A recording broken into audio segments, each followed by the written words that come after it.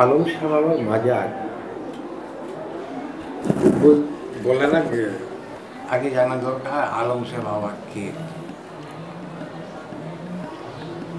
এবারে কে এই প্রশ্নটা এলে পরে আরেকটা প্রশ্ন আসছে, সেটা হচ্ছে উনি কি এই দেশের না বার থেকে এসেছেন।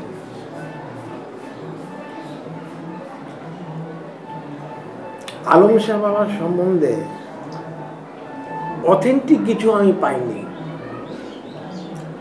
কিছু জনশ্রুতি আছে। এবার জনশ্রুতিগুলো কি না,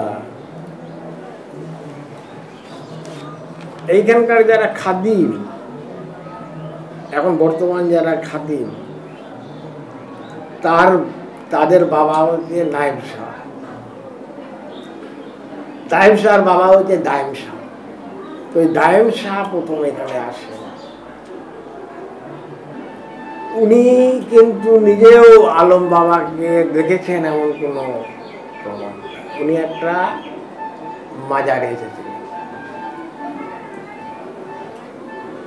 উনি কিন্তু একজন বড় পদকর্তা ছিলেন এবং একজন সাধক ছিলেন, কিন্তু যেহেতু উনি একজন যথার্থ ফকির ছিলেন, কারণ ওনার সঙ্গে তো আমার সাক্ষাৎ হয়নি, তাহলে আমি কি করে বলছি উনি একজন বড় ফকির ছিলেন? কারণ ওনার কিছু পদ আমার কাছে আছে এবং সেগুলো শুধু চক্রবর্তীকে আমি দিয়েছিলাম, ওই যে ছেপে উঠছেন উনি। তো সেই গানগুলো যখন দেখি আমি, একজন বড় পদকর্তা, এ বিষয়ে আমার কোনো প্রশ্ন নেই। তো এরকম যখন গান উনি লিখেন, তো নিশ্চয়ই একজন বড় মাপের সাধক নিশ্চয়ই উনি ছিলেন। তো এইবারে একটা ব্যাপার হচ্ছে যে সময়টা যদি ডিটেক্ট করা যায় কিনা, যে কোন সময়ে উনি এসেছেন। তো সময়টা ডিটেক্ট করতে গেলে পরে আমার কাছে কোনো প্রামাণ্য তথ্য নেই, তাহলে সেই জনশ্রুতির উপর আমাকে নির্ভর করতে হয়। কিন্তু এত জনশ্রুতির উপর নির্ভর করে করাটা আমার আবার পছন্দ নয়, কারণ ওখান থেকে তো আমি কোনো সিদ্ধান্ত আসতে পারছি না। তো একটা ব্যাপার আমি বুঝতে পারছি চোখের সামনে দেখে, যে এই যে দুবাইপুর থেকে যে রেল লাইনটা গেছে, সেটা সাঁইথিয়া পর্যন্ত গেছে। যদি দুবাইপুর থেকে যদি স্ট্রেট আসে, তাহলে মাজারের উপর দিয়ে তাকে আসতে হয়। তো মাজারটা কাছেই কিন্তু ওটা লাইনটা বেঁকে গেছে। তার মানে এটা প্রমাণিত যে লাইন যেদিন তৈরি হয়েছে তার আগে কিন্তু মাজারের অস্তিত্ব রয়েছে।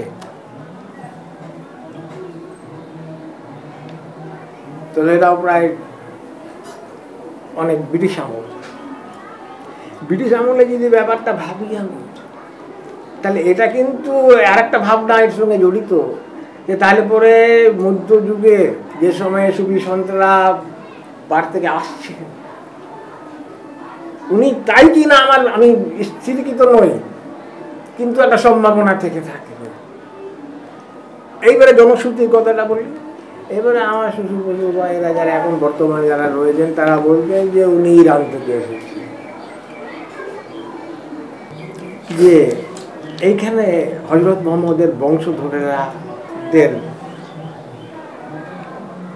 মানুষজন এই ইসলামপুরে আছেন এবং তাদের সমাজের যথেষ্ট তাদের ওই বংশের বলে সম্মানিত। এখানে আরো অনেক ছোটখাটো নানা জায়গায় মাজার আছে, সেখানে কিন্তু ওনারা যান না, এখানে আসে। এই আশাটার পেছনেও কিন্তু, কারণ ওনারা তো সৈয়দ, তো আলম বাবার বার থেকে আসার এবং মানে সৈয়দ আলম শাহ বাবা এই যে বলছেন, এটার একটা স্বীকৃতি নিশ্চয়ই ওদের কাছে, ওনাদের কাছে আছে। তাছাড়া না হলে ওনারা এইভাবে আসতেন না, কারণ আরো দুবাইপুরের আরো অনেক মাজার রয়েছে, ফকির বাবার মাজার রয়েছে, আর নানা জায়গায় মাজার রয়েছে, কিন্তু সেই জায়গায় ওনারা যান না। একটা সময় আমি শুধু ঘুরতাম, সেই সময়ে আমি মানে ঘুরতে ঘুরতে নানা জায়গায় ঘুরতে এখানেও এসে পড়ি। তখনও কিন্তু এসেছি, কিন্তু মানে বাইরে থাকি, মানে সেই আশাটাও একরকম বিচ্ছিন্ন আশা। আসতে আরম্ভ করি ঠিক আমি ওই 80 সাল 80-82 এই সময়টা থেকে। তো সেই সময় যখন আমি মেলা দেখতাম তখন এখানে খুব সামান্য মহিলার সংখ্যা বেশি, এবং সেই সময়টা বৃষ্টি ফিষ্টি পর্যন্ত, এবং মানে সামান্য পরিসর জুড়ে ফেলা হতো। এই যে মাজার, এই মাজার ছিল না, গাছে একটা বানানো একটা খুব সামান্য, লোকজনও খুব একটা বেশি, এরকম দোকানপাটের কোনো মানে ব্যাপারে ছিল না। এরপর আমার চোখের সামনে এই রূপান্তরটা, তো যেটা ওই সময় ছিল।